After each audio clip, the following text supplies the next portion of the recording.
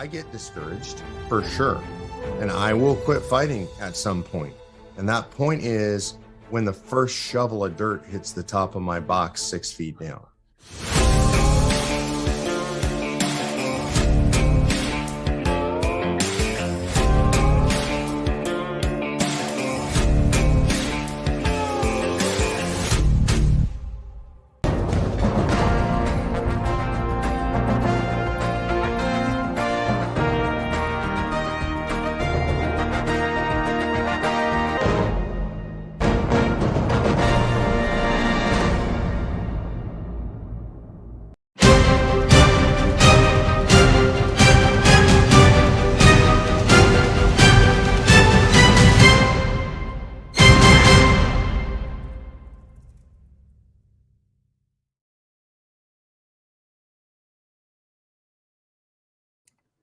Better unmute myself so you can hear me, huh? Good evening, everyone. Once again, my name's Dale Parrish. I'm the virtual program coordinator for Convention of States here in Indiana. And I want to welcome you to our broadcast this evening, COS Indiana Live. And believe me, folks, we have a great show for you tonight. And I'm anxious to get started here. I want to introduce to you my co-host this evening is Ken Kashuba. Hello, Ken. Hello, Dale. How are you? Good. Glad to have you on again tonight.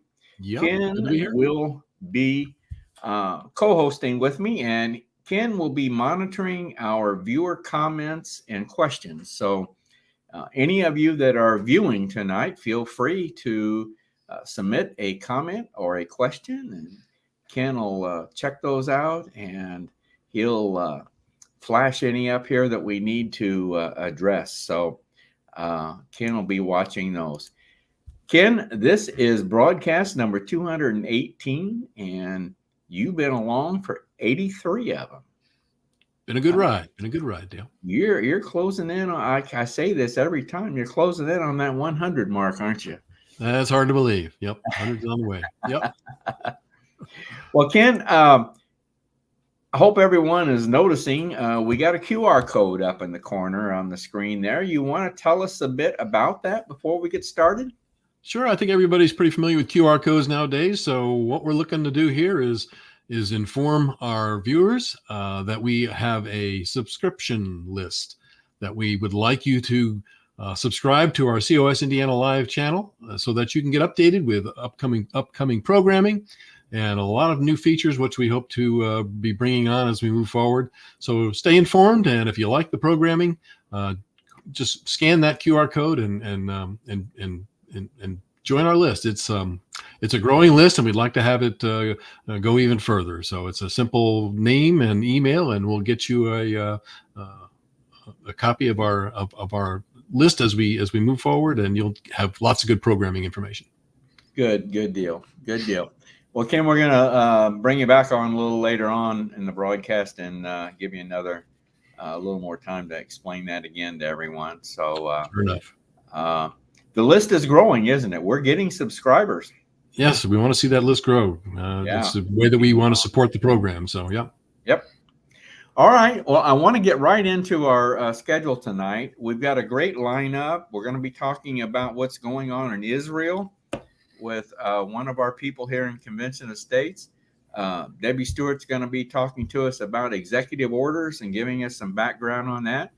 And we're going to introduce to you the state director from Wisconsin, Art Benhack, who just got the Challenge Coin Award, which is the highest award Convention of States bestows on various individuals, various volunteers.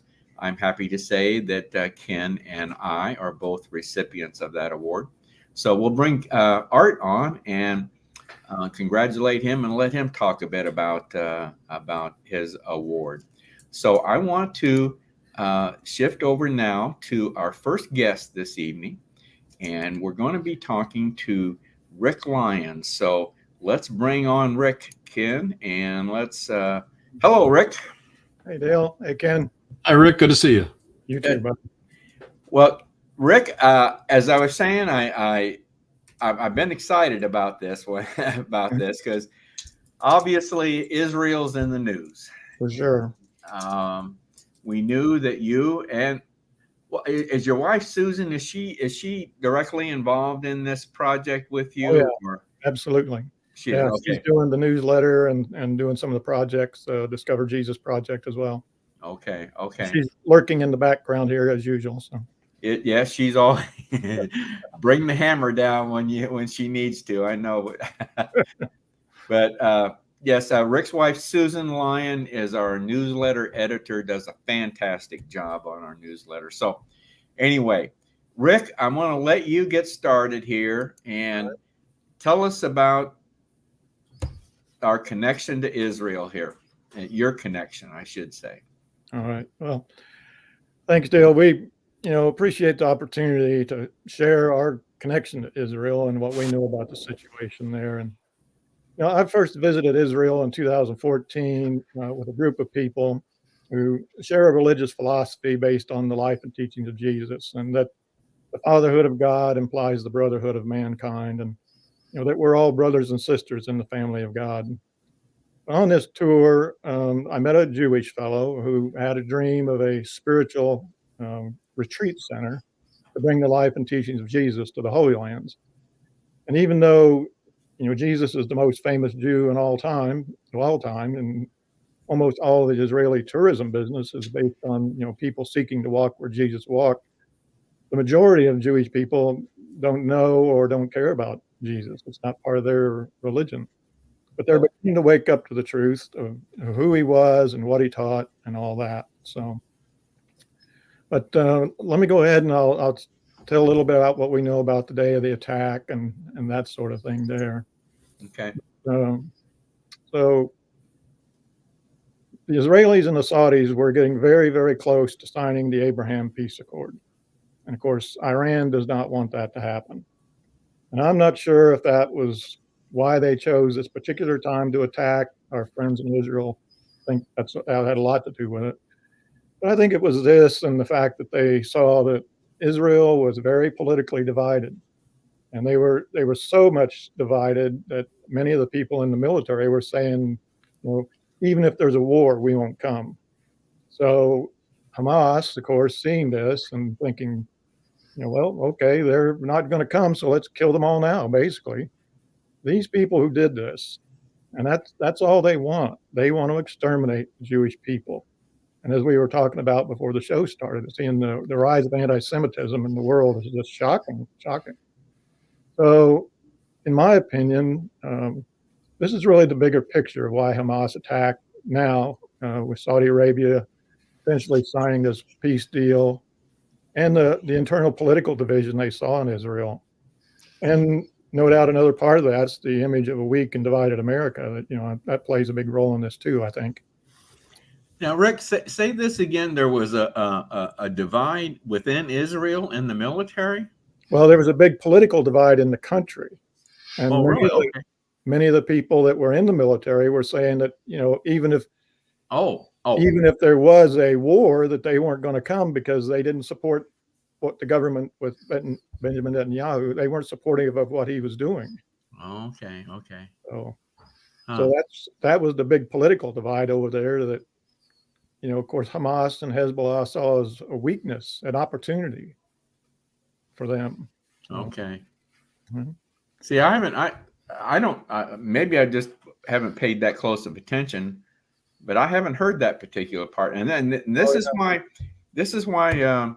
in my opinion, this is why I wanted to get someone on here and give us a perspective maybe that we are not seeing day in and day out. So yeah, well, they were having big demonstrations in the street. I mean, thousands of people were getting out into the street protesting because they were wanting to make a change in I don't know whether they call it the Constitution or not, but they were wanting to make a change in the government, the way the government functioned, the way the courts functioned, and that sort of thing.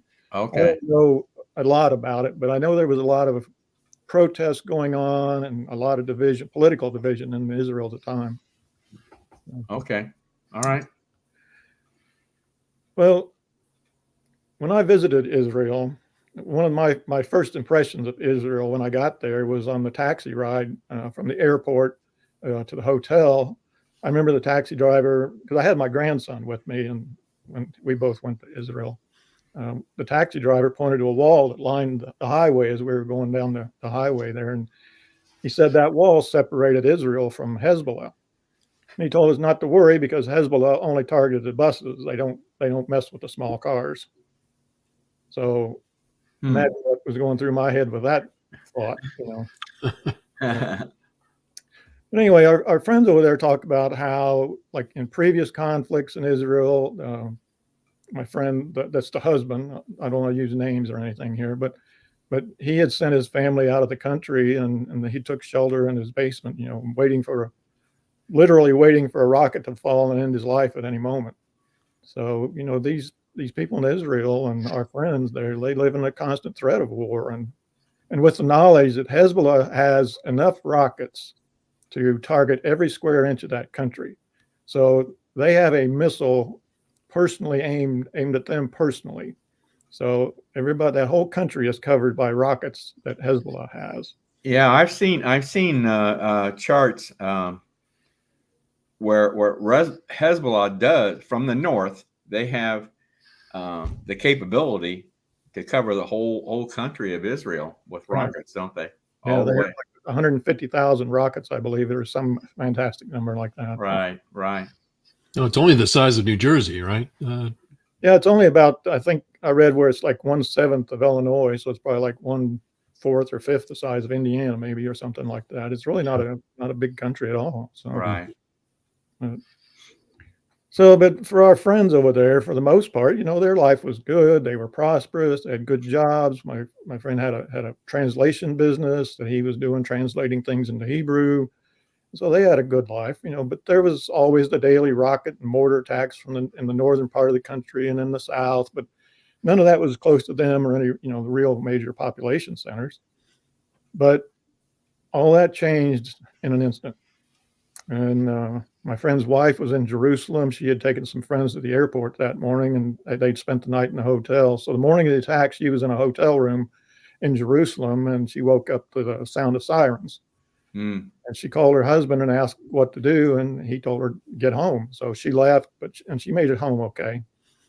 But so when we heard about the attack, we immediately contacted them to make sure they were safe, and they were obviously very tense and upset, and described the situation as dire. That's the word they used to describe it, as dire, because they didn't know what was going on for sure. So.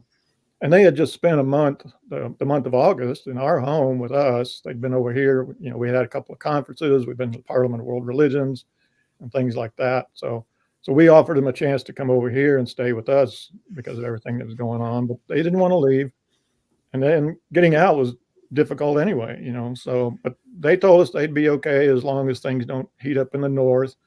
But now we're seeing things heat up in the north. And yeah. So. A couple of days after the attack, my friend, he's our technical expert for the projects that we're doing over there, and he sent me all the usernames and passwords and access codes for all of our software and websites and stuff, and said, just in case something happens to him. So, okay, all right. Well, you think there's a lesson here, huh? I think there's a very important lesson for Convention of States and the people of this country, because gun ownership is very difficult in Israel. It's only 2%. Only 2% of the people there own guns. So now, that's a new fact that I never knew. I didn't know. I didn't know it was that much, 2%. But yeah, you can, but it's very difficult, right? Is that what you're saying? But it's not illegal to own a gun, but it's very difficult to get the permit and all that stuff to get a gun, to have a gun in your home. So, basically, when Hamas terrorists broke down the door of a home, the likelihood of them. Yeah, they didn't have to worry about that, did they? Yeah, no. The people there couldn't defend themselves. Yeah. So, but the people in Israel have, instead of having guns in the home, they have safe rooms. They have a room in the house where they can go in and lock themselves in and be safe and that sort of thing. But what Hamas did was, when they couldn't get to the people in the safe room, they burnt the house down. They burnt the house down around the people, trapping them inside. And that's what happened to a lot of folks. But But Wow. Hamas, the thing is, had a 98% chance of finding a defenseless family in any home that they attacked. And, the big thing here is that they weren't attacking military installations or government buildings or trying to take over a land or conquer the country. They were invading homes and killing people because they're sworn to, wipe out the Jewish people, basically. Right. Right. So they weren't attacking as we normally think a military attack would be. They were attacking people in their homes and just killing people. So, Wow. and with our southern border the way it is, with the infiltration of who knows what is coming across our border nowadays, I fear that that kind of thing is going to happen here in our neighborhoods. It could happen here in our neighborhoods. And so I just want to point this out to everybody here, especially convention of states, when you're talking about the Second Amendment. There's a lot more to the Second Amendment than just, whether you can own a gun or not. Right. Right. So, Good point. Good point. Yeah. and then another thing I'll point out here, I think is kind of a lesson for us in this country, is that in Israel, every citizen has to have 2 years of military training after high school. So everyone is available to be called up, when the need arises. So these 300,000 reservists that are being called up over there, they're not just untrained people or recruited off the street, but it still takes time to rally the troops and refresh their training and get them geared up. But just stop for a moment and imagine if we had to do that here, if we had to suddenly recruit thousands of our younger people to go fight and defend the country. So yes, it'd be an unbelievable task. I mean, they can't even get enough to meet recruiting requirements right now. Right. So how are your friends affected on all this, sir? Well, in many ways. And we're part of an organization in Israel and here in the United States. It's called the Center for Unity. And what we're doing over there is creating the world's first Jesus experience in a museum over there. It's like the Van Gogh experience, if you've heard of that. But I won't get into all that right now. But we focus on the historical Jesus and how he changed the world.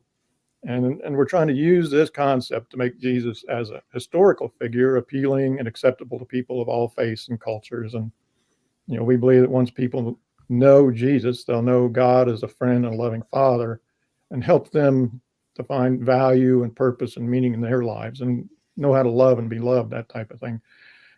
And, but one of our design team members that's helping us with this Jesus experience in Israel, he's very distraught right now because he has 2 family members who are missing and they believe they're hostages in Gaza. Another person in that company that's been working on our project had both parents killed in the initial attack.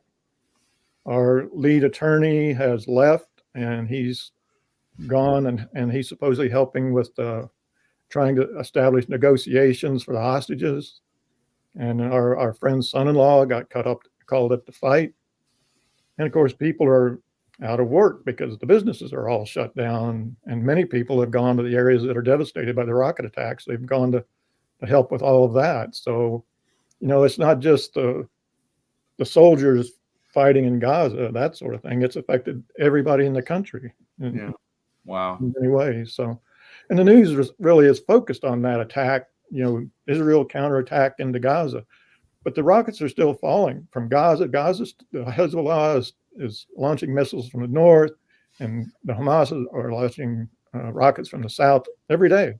So they're still getting all that. So, but there's many aspects to war, and obviously, it's there's the physical destruction and the loss of life and all that. But for us and for our friends that are there, being they have the emotional struggles like everybody does with fear and grief and anger and thoughts of revenge and things like that. But for people of faith, we struggle spiritually with all this too. We call ourselves Jesusonian because we believe and live and share the faith of Jesus. And we want to know the religious life of Jesus and how he lived it so we can follow him as he commanded. So, but Jesus told us and demonstrated from the cross that we should love even our enemies. But but however, with the horror and the pure evil of what Hamas did to people in this attack, that we find that very hard to do. But the stories of babies being beheaded and women raped and people burned alive, shot while running away, and things that our friends won't even mention to us because they're so terrible, but that's all true. Yeah. Well, listen, Rick, we're out of time. I want you to, if you would please, I want you to please plan on coming back again and giving us another update, because that was part of my thought on this. Ken, and I hope you agree that we can have someone that can do an ongoing update on us. So since you've got a good connection there, we'd like to have you come back again and give us another update. Okay. So it's always great to hear people, straight from people that are in there. So Rick, you're bringing some valuable news that I'm sure is not all getting out over here. So right. I just asked everybody to pray for our friends and for Israel and people on the families on both sides of the conflict over there, because the children, there's orphaned and missing children on the Israel side, but there's also children on the Palestinian side. So pray for the children and just pray persistently that this is over before too long. Right. Just going to put up a quick comment, Rick. This is just a couple of quick comments that are coming in based on your chat with us tonight. So good to have you on. Great. All right. Appreciate being here. Thanks, Rick. Thank you. Bye-bye. Good update. I'm glad that Rick agreed to do that, Ken. Like I said, I hope to see him. We want to have him back. Maybe weekly, or depending on how things are going over there. Things are going well. Yeah, we're obviously it's something that I think we all know by now that this is not going to be over very quickly. It's going to take some time. So it'd be nice to get those updates. Okay. Well, listen. I want to take a break here and do a video that we have here. As we all know, we finally have a new Speaker of the House. Yes. And his name's Mike Johnson. Nicknamed MAGA Mike. He is a Convention of States person. And we got a video here he's from Louisiana. We've got a video here of him speaking before the House of Representatives in Louisiana in an effort to get the resolution passed in Louisiana, which it did pass. Louisiana is a passed state. So this is a really good video of Mike Johnson talking about Article 5. Great. So let's go with that. Article 5 Convention is only allowed to propose amendments. The safeguard that the founders had the divine wisdom to put into the Constitution is that the ratification process is the safeguard. So let's say this hypothetical was true, which it is not, and there are libraries of information that have been written on this, libraries of constitutional scholarship that debunks some of the myths that are being presented here. But let's just assume for the sake of argument that Representative Carter was right, and that it was a runaway, they came up with some crazy idea. They wanted to reinstitute slavery or something. You have to get 38 states to ratify that. It ain't never going to happen, right? You have this process where you have to have the majority of the convention delegates to propose it. They have no authority to ratify their own proposals. It goes through the process like every other constitutional amendment has. The reason we only have this limited number of amendments, there are hundreds of constitutional amendments that have been proposed in the last 239 years, hundreds of them.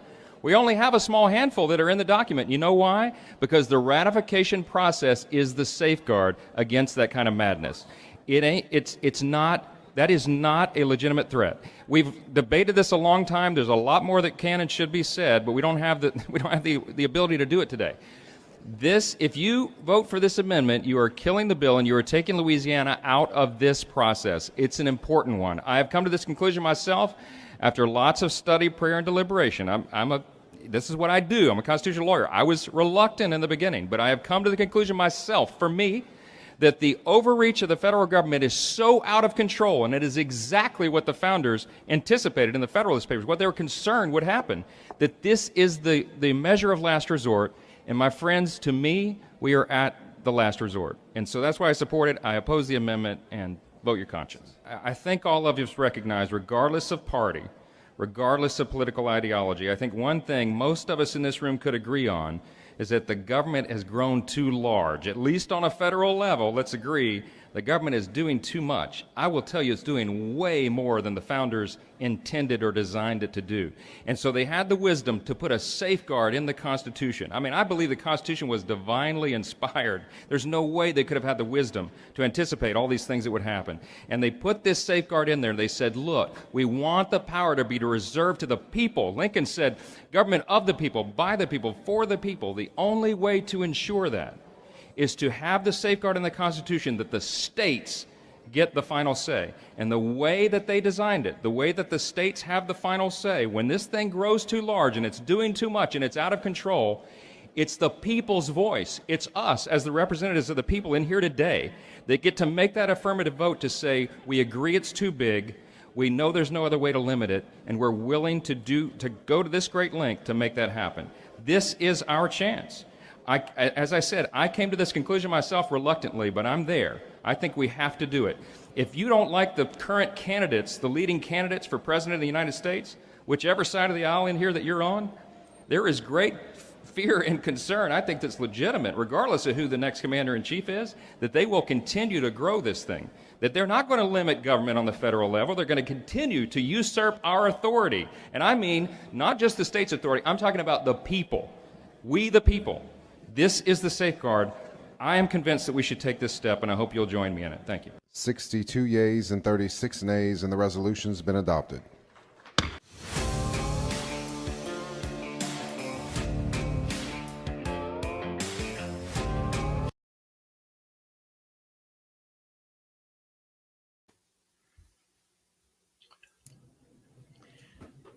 Well, I tell you, he can't be any more convincing of states than that. I'll tell you. He's spot on. He's spot on. Said it good, didn't he? Said it good. Now, as a constitutional lawyer, I mean, at this point, if you haven't done the reading yourself, I mean, he pretty thoroughly explained it all there. Yeah. All right. Let's move on then, Ken, and let's bring on our next guest this evening, and that is Debbie Stewart. And hello, Debbie. She is. Hello, Debbie. Hi, Ken. How are you? Hello. Doing good. Good. Debbie, on our roundtable broadcast on October 23rd, we talked about a government plan called the 30-30 plan. And that plan was generated from an executive order. Mm-hmm. And one of our panelists that participated that night said, I don't know very much about executive orders and how'd they come about, tell us about. So I said, tune in on October 30th, and Debbie Stewart's going to tell us all about executive orders. So, Debbie, tell us about executive orders then. Okay. Well, these are orders by the president, typically given to various administrative offices of the executive branch, but that have the force of law. And so that's the whole point, is that either Congress passes a law, and then the intention was then the president then, as the executor of that law, right, that executes the law, the executive branch, then could take it and have some liberality on how they did that. That was kind of the intent of this, all right? Or it was within the executive branch, the administrative offices of that. So in theory, it was made in pursuance of an act of Congress. So this, I'm kind of getting into the history of this, okay? Okay. So in the beginning, executive orders were used to take care of business of the executive branch.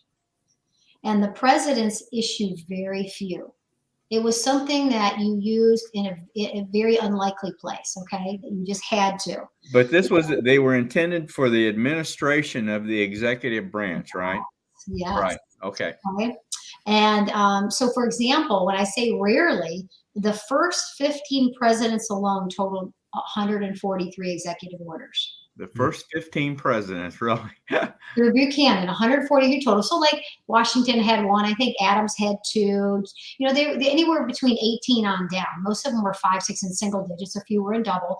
Then we get to Abraham Lincoln, and he was 48. So he was And I'm guessing that he did some things during the Civil War he felt were necessary, and maybe he couldn't get it passed by Congress. I don't know. Right. But so he was really the first president that they used it quite a bit more than all the other ones. So, yeah. So Congress passes a law and gives the president some discretion in executing the orders of that law, okay, the details of the law. So that's kind of the history around this, all right?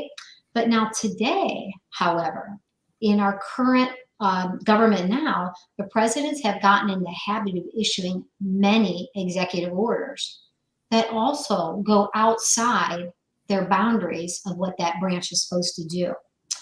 They go on the purpose of just executing the law, and instead they become substitute legislation. So instead of going to Congress and saying, hey, I would like to try to get this bill passed, they'll just circumvent Congress, and the president will just issue an executive order, and it has the force of law. And it really isn't necessarily have anything to do with the executive branch. Well, who go ahead, Ken, I'm sorry. No, go ahead. Well, who reins in the president if he goes beyond his right to on executive orders? Who corrects that? That's a great question, because we have over 14,000 executive orders now with Joe Biden. He's right into the low 14,000s now through all the presidents, and only 2 executive orders have ever been overturned. And who overturns it? Congress? Well, it can be done 3 ways. It can either be blocked by a new law, so Congress can do a new law, or the next president coming in can rescind your EO and change it to their own. We see that happen the first day every time a president gets in office. They just take, like Biden took all of Trump's EOs that he did and he just reversed all of them. Yeah. Okay. You know, and so the whole immigration thing, you know, Trump really buckled down on the cities that were hiding immigrants, and they got into a lot of trouble. He rescinded all that. So the second way is it can be legally questioned. And then the third is can be overturned by the Supreme Court. Those are the 3 different ways. Okay. But what they do, we have a quick question I want to get up for you before we get too deep in that. Rick wants to know if the president can do something Congress has not approved. Well, if Congress, they are supposed to execute the law. So presidents are not supposed to legislate ever. Only the Article 1, Section 1 says only Congress is vested in making the laws of our nation. But we've gotten so far outside of that even the Supreme Court legislated the abortion. That they, what was it, Roe versus Wade? They actually wrote a statute. And so the president is not supposed to do that. Now, if it's within his branch, then maybe, yes, he can make some laws within his own branch, right? How he wants to run it. Right. But if it's outside that, he shouldn't be able to do that. Okay. We're so far from this. So that was a really great question. So what the presidents have done, so to make sure that it doesn't get blocked by a new law, it's not legally questioned, or the Supreme Court doesn't overturn it, they make sure to cite the laws that their executive order is upholding. So that way it looks like it's a little more in line. Okay. Okay, so executive orders were supposed to be done very rarely. Like I said, we're over 14,000 executive orders now, and they have the full force of law. The administration regulators created by various bureaucracies in the executive branch collected a code of federal regulations. It's over 200 volumes right now. Yeah. Wow. So, and these were all the federal laws that were never passed by Congress, written by Congress.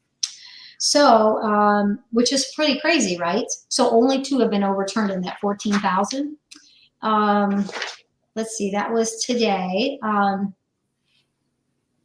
Although the Constitution does not specifically allow for official presidential orders, presidents have done it, of course, since George Washington. So it kind of became a precedent where they did that, even though it wasn't constitutional, people kind of let it slide, and now it's gotten way out of hand. Which reminds me that we can talk about how it's being abused right now. So remember I said the first 15 presidents were 143 total executive orders. Even though we said Constitution forbids the executive branch to make laws, they're doing it all the time now. So let's see, FDR had the most executive orders, 3,721. Now he was in term a lot longer, but still, Yeah. And 3,700. World War. So. Like one of them, for example, he wrote the executive order that made the Japanese people go into internment camps. Do you remember that in World War II? Oh, He actually wrote that executive order. That wasn't Congress. George W. Bush had 291 executive orders. Clinton had 364. Obama had 276. Trump had 220. And Biden has so far written 123 executive orders. So we're way off base. Instead of going to Congress and letting them handle it, the president is just taking the liberty to, write laws himself. Yeah. And so I was going to read some of Biden's executive orders, just real quick, some recent ones here. Well, I want you to. I'm looking at the time here, and I want to get that. I want you to. Can you jump on over and talk about executive agreements, if you don't mind, please? No, not at all. Executive agreements are international agreements to enter into that have the force and advice of the consent of that without the advice and consent of the Senate. So normally when we have a treaty, right, the treaty has to be approved by the Senate, 2/3 of the Senate. But what an executive agreement is it says, well, we can circumvent the approval of the Senate and we'll just do the treaty without their approval. And it's called an executive agreement. This has gotten us into a lot of trouble, hasn't it? Absolutely. Yes. Absolutely. And so because Biden is really on board with the World Economic Forum and what they're doing, he literally is trying to move these treaties through without the consent of the Senate. So since World War II, presidents have entered into treaties without Senate approval. And actually, this is really sad, but we have 500 treaties that were legally approved by Senate. We have 5,000 that were not approved by the Senate. My goodness. So way more. Yeah. My goodness. And they call them executive agreements, but they are treated like a treaty. So, talk about abuse. My goodness. Yeah. Yep. Okay. Wrap it up here for us then, Debbie. Yeah. So really, we need this. So if we follow the Constitution, only Congress is to make the laws. That is the way our country is run. The issue is not necessarily, is it a bad treaty, or it might be something good, but we're giving the executive branch way too much power. They are way outside their jurisdiction of what their power. That's why we have the separation of powers. And so it gets really difficult to find out between the Supreme Court and the executive branch and legislative, who's doing what, because nobody's staying inside their boundaries that they were given by the Constitution. But of course, the thing is, Congress is allowing this to happen, right? They do. I don't know. I guess Congress could make a law, like they said, to block it. But I don't see them doing that. Yeah. So usually when an executive order, they don't give it any trouble at all. Debbie, a couple of real quick comments here. One is a kind of a question, and these are our very recent comments at this point, or recent things that have happened here. So we're not sure whether you're up on it or not, but I'll go ahead and throw up this first question. And that was, do you know about Joe Biden sending an executive order to Congress to extend the Emergency Powers Act last week? I saw that. I did see something about the Emergency Powers Act last week. I don't know what happened with it, but I do think that happened. And there was one other comment regarding that. She's following it up with something about Rand Paul said the president actually has a kill switch to turn off the internet totally under the Emergency Powers Act. And Congress is taking a look at taking away that power. Really? I did not know that, but I'm not surprised at all. Looks like we'll have a little homework to do, huh? Yeah, exactly. Right. Yeah, I don't know about that. So I'm going to write that down about the Emergency Powers Act and see what's going on with that. Thank you, Thanks Susan. for that, Susan. Yeah. That might be something that we bring Debbie back on just to talk about that alone, huh? Yep. That could be pretty big. Yeah, he did something today. It was about the artificial intelligence and executive order around artificial intelligence, but I didn't catch all the details of that. I didn't either. I heard something about that, but I didn't catch it either. Yeah. Well, Debbie, once again, thank you very much. Excellent report. And we'll look at getting you scheduled sometime in November, hopefully. That sounds great. Bring you back. Thank you very much, Debbie. Have a good evening. See ya. Bye. Bye, Debbie. Always good having Debbie on, I'll tell you. Yep. Yep, she's right in the mix of everything going on. Yep. Past and future. Yeah. Well, let's move on and let's bring on our next guest. And I just want before I bring Art on, once again, I want to tell everyone, Art just received. Well, I'm going to bring him on. Tell him about. I'll talk about. Hi, Art. Hi, Art. Hey, Hoosiers. Art is the state director for the state of Wisconsin. And are you a Packer fan, Art? I didn't ask you about that. When they aren't playing the Colts, I am. Yes. Good answer, Art. Good answer. Well, I'll tell you, about anybody can beat the Colts these days, unfortunately. And the Packers. But anyway, as I mentioned earlier, the challenge coin is the highest award given by Convention of States to individual volunteers. What was your number? There was supposedly only 300 of these issued. Art, do you remember what your number is? I think it was 273. I think there were 7 left. Yeah, that sounds about right. That sounds about right. Good question. Yeah, sorry I didn't ask you that ahead of time. No worries. They're just about ready to get started on the second batch. Yeah.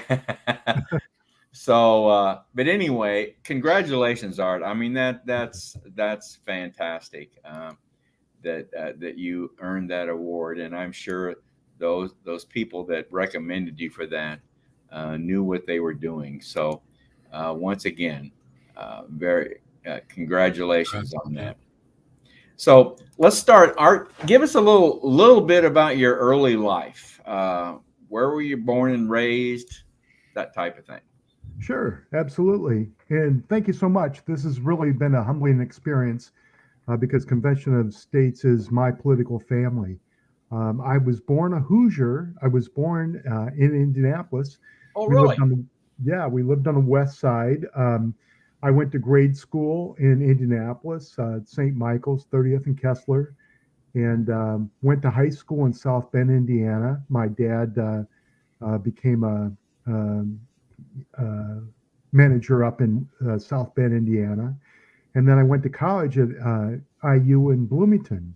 So I'm a Hoosier pretty much through and through. You went to at IU, the People's Republic of Bloomington, huh? Yes. Is that where yes. Okay. Yes. And I was a liberal coming out of there. I were you? Stupid stuff like the fairness clause and just crazy stuff. So, but when I got to the business world, I started to realize what my dad was telling me was really true, and that really changed me quite a bit. So it seems like we all, at some point in time, we realized our dad was pretty smart after all. Right? Yes, absolutely. So tell us your COS story, the how, when, where you got involved in Convention of States. Yes, absolutely. I believe that I heard about Convention of States for the very first time from Mark Levin. And I remember writing it down and making a point to buy the book, and I did. And I bought Liberty Amendments. I was in the Tea Party in 2009 and kind of realized that had fallen apart, especially here in Wisconsin. So Convention of States really excited me. I was working and really not ready to make a commitment at that point. So I did crack open the book and read a few pages, but I just found it so depressing how much Washington has taken over our country that I found it really tough to continue reading, much of Mark's book. So. And which book was it that Mark? Liberty Amendments. Yeah, Liberty. That was the book that influenced me too. Yes. Yeah, fantastic book. I've since read it. It really, Mark came up with Article 5 completely independently of Mark Meckler and Mike Ferris coming up with Article 5. So it's really exciting. Yeah. So COVID happened, and I decided to retire, and spent a year dealing with COVID and that craziness, and then I realized, wow, I can really do something and work for my country, return to self-governance by joining Convention of States. So I signed a petition, and just been following as much as I can, as time allows. So, What did you what did you do in your work career? What were you doing when you retired? I've always been in sales, and primarily I've been in sales with software, although I've sold both tangible products and intangible products. During the Obama years in Wisconsin, software was tough. IT was tough. So I sold insurance at times also. Did I you? drive down to Chicago and Indianapolis and work there too. So Who was the first person in Convention of States that you made contact with? Do you remember? yes, Joanne Laufenberg was the first person. She was our state director at that time. The state director at that time. Yes, yeah. And that was when was that? And what year? 2021 Okay. in January. Yeah. All right. Yeah.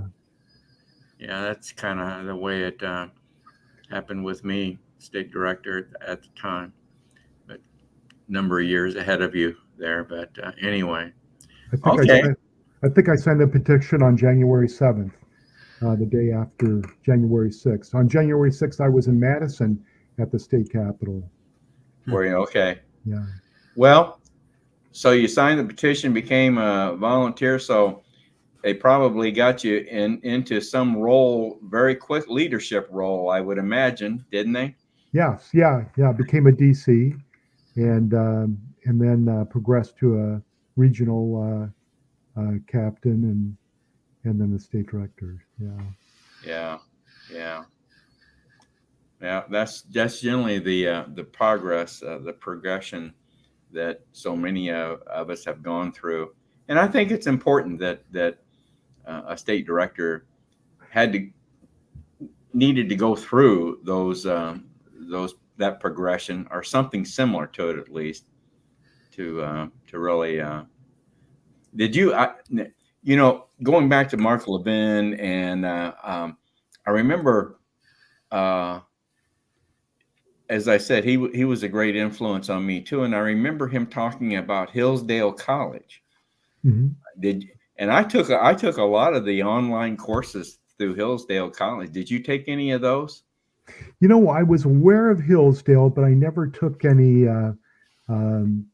classes by them or anything. Yeah. I was an English major in college, and I'm a pretty big reader. Oh, so, okay. I'm just getting used to the digital stuff now.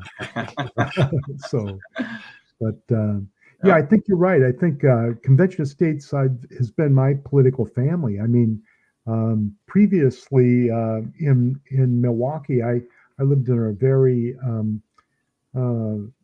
democratic area, very liberal area, and they were all pretty much city employees or state employees. And boy, it wasn't so much fun. Yeah. So now it's great to be around people of my same thinking. Yeah. Well, good. Well, tell us then what's going on in Wisconsin as state director. What are you looking at trying to accomplish in Wisconsin? Yeah, we've got a lot of goals. And the biggest goal really is to grow the team, grow the grassroots. That's the main thing. Educate people about Convention of States, Article 5, and how there is hope. There is a way out. We've also been targeting or kind of focusing on Christians, because 40% of Christians don't vote. So we need to turn that around. Oh. And as It's another an astonishing figure. Yeah, it is. It really is. Another group that we're working with are young people. We've made an alliance with um, Turning Point Action, and we've done a number of events with them. Homeschoolers, we've been to a couple of homeschooling conventions, and we want to expand our impact on that group also. And there's another group here that's really aligned or could be aligned with us, certainly, that we're looking to penetrate, and that's Harley Davidson folks. Really? Yeah, Harley Davidson. The stores up here are really big. They're like a life cycle. They're a whole culture. So we need to get involved with them. Right now we're implementing a new training website and pages, and modernizing our training. And I got to give a lot of thanks to Michigan. They've done a really great job with it, and they're leading the way that way. And we're very thankful for all the work that they've done there. And legislatively, we need to keep in contact with our legislators, and we're keeping an eye on a rescission effort, or maybe the beginnings, the bare beginnings of it. I don't know if you know this, but the John Birch Society is headquartered in Little Chute, Wisconsin, just north of Appleton. Are they really? Okay, I didn't know that. Yeah. And we've got a great DC in the area, and he keeps tabs on them a bit. So Dean Jeffries, he's a fantastic guy. So have you had a rescission effort officially yet? No, not at all. But in order to do so, they'd need a sponsor in the Assembly, and they've got one. But then they also need a sponsor in the Senate, and that person's really on the fence at this point. So nothing's really started, but we want to really pay attention to that and nip it in the bud. For those viewers that may not be familiar with the jargon here, a rescission effort is an effort to rescind the passing of our resolution calling for a convention of states. And of course, in Indiana being a past state, we're always on the lookout, as much as possible, at least, on any kind of effort that gets started to rescind that resolution. So, and this as we know, a lot of other states have faced this. So far, we've managed to overcome all the different efforts. Mm-hmm. So, how many supporters do you have in Wisconsin total? We're approaching 50,000 right now. Are you? Okay. Yeah, we're just under 49,000. Yeah. Now, do you have House districts as well as Senate districts, or how is Wisconsin organized in that way? Yeah, we've got the Assembly. Our House is called the Assembly. Okay. And our Senate, and basically 2 or 3 Assembly districts comprise a Senate district. There's 33 Senate districts and 99 House districts. 99. Okay. Yeah, Wisconsin's a big state. It's a lot different than Indiana in terms of geography, because if you draw a triangle from Appleton or Green Bay to Madison and then across to Milwaukee, that triangle comprises about 70% of the economic activity in Wisconsin. Really? Yeah, whereas Indiana, Indianapolis is right there in the middle. It's easy to travel and everything. In Wisconsin, to get up to Rhinelander, where we've got a great group of supporters, it can take us 5, 6, 7 hours to get up there. So really? It's a lot different. Yeah. And then we've also got great supporters in the La Crosse and the Hudson area. Hudson's basically a suburb of Minneapolis now. So there's a lot of different areas in Wisconsin. It's fun. It's really fun to talk with different folks and get to know them and, work with them.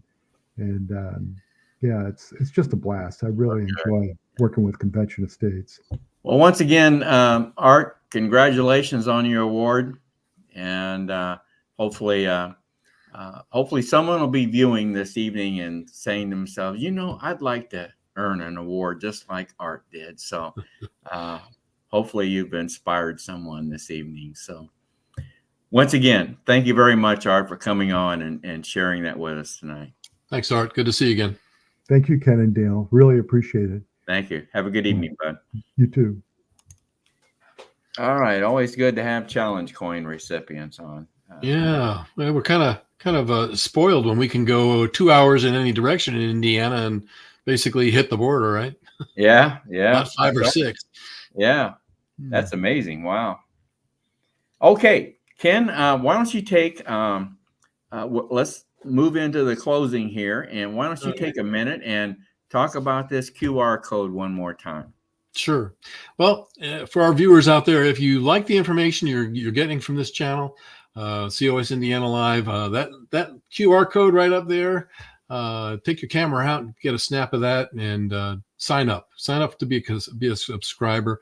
We will be introducing really the kickoff of the subscriber here, and probably here in the early portions of November, as we come up with things that we want to do to give out to our early subscribers. So we want you to become an early subscriber, an early supporter of COS Indiana Live, because we really want to grow that list of supporters to be able to spread the news, get our channel more coverage, and reach out broader. We are trying to bring in some really just nationwide guests so that we can keep the state of Indiana informed with what's going on all over the country. And this is the one way that we'll be able to do it, is by being able to share the programming with different subscribers. So once again, just hit that QR code. It'll ask for your name and an email address. We promise we won't be doing any spamming. We won't be sending out 1 million emails every month. We are very conservative in that fact. We just want to keep you informed on what's coming up. So get some good information there. We may be at some point, we may be able to provide maybe a signed autographed picture of Dale. How about that? Might work. Yeah, I'm sure that's going to get a lot of subscribers. Oh, you never know. All right. Thanks, Ken. Well, before I forget, I want to put up our email address. Any viewers tonight that if you have any questions or comments after the broadcast, feel free to contact us at raiseyourvoicecos@gmail.com. It's raiseyourvoicecos@gmail.com. As well, if there are any Wisconsin viewers that would like to have Art contact them, send us your contact information to our email address, and we'll pass that on to Art. I should have mentioned that earlier. Mm-hmm. But that's raiseyourvoicecos@gmail.com. So, okay, Ken, let's wrap it up here. Our next broadcast is going to be on November 6th. And we already have a good lineup ready to go. We're going to have the state director from the state of Michigan is going to come on, Sarah Santana. Sarah is a very, very dynamic young lady. We also have Cheryl Schopmeyer, who is one of our region captains, and she did a first here, and I think in the state of Indiana. She actually, on Constitution Day in September, she spoke at a high school to some high school students about the Constitution. Ken, I think that's a first. I believe so. Yeah. So, and we need more of that. We want to bring Cheryl on and have her tell us about her experience. Yep. And then also being the first broadcast in November, we'll have Dale Tipton, our state director, come on and give us a status update on Convention of States here in Indiana as of the end of October. So that's what's coming up then on November 6th.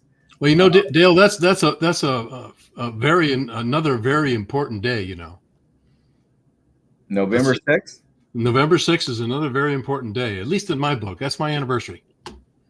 Is it really? Your wedding anniversary? Our wedding anniversary, 11/6. Yep. So I'll be making history on 11/6, being that I'll be broadcasting instead of sitting by the fireplace with my honey. Wait a minute. Is this what you're trying to tell me? That I'm I only think I'm kidding. getting the message here. Yeah. Only kidding. How many years will it be, Ken? This will be our 47th. Is that right? 47 Yes, years. yes, sir. Oh, Yes, boy. sir. Maybe So- we ought to have your wife on instead of maybe Oh, I don't know. You're gonna be asking me a lot to drag her in here tonight for that. All right.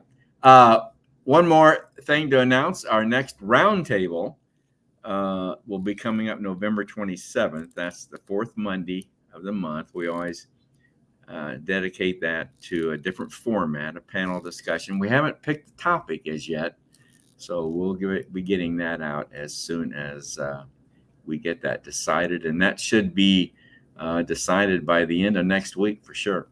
I'm sure something else will happen within the next couple of days that'll give us the topic, Dale. I'm sure. Well, Ken, let's wrap it up this evening with our Mark Meckler video that we always like to play. It's a very good video. It's called "I'll Keep Fighting," and so once the video ends, that'll be our broadcast for tonight. And so, thank you, Ken, for participating. And I want to thank all of our guests this evening: Rick Lyon, Art Benhack, and Debbie Stewart. Yep. You all did a great job. Thank you very much. So let's Don't forget to subscribe. And don't forget, subscribe. That's right. Don't forget to subscribe. So let's get Mark on here. And good night, everyone. And we'll see you next Monday evening. Have a good evening, everyone. I struggle to empathize with people who would give up. It doesn't make sense to me. Sam Adams said, for those of you who prefer safety and security over liberty, over the animating fight for liberty, I hope that you enjoy licking the hands that feed you. May your chains rest lightly upon you, and may posterity forget that you are our countrymen. Like, do you understand that your kids and you are sentencing your kids and your grandkids and your friends' kids and your neighbors' kids to a lifetime of slavery and servitude, literally, of fear, of living in the darkness, but never, ever, never, never, never give up. George Washington lost the majority of his battles that he fought in the American Revolution. If you read his writings, if you read the letters where he was writing to Congress asking for money and troops, he was saying, we're losing. I don't have the troops I need. I don't have the supplies I need. Did he quit? What about the guys on the beach at Normandy? Like, what did they do? Did they just quit? Oh, there's, a lot of guys are dying around me. It's really bad. It looks really dismal. Those cliffs are huge. Machine gun fire raining down on us. And it's too hard. We should just quit. Thank God those people didn't quit. If they had, where would we be? I get discouraged for sure. And I will quit fighting at some point. And that point is when the first shovel of dirt hits the top of my box 6 feet down.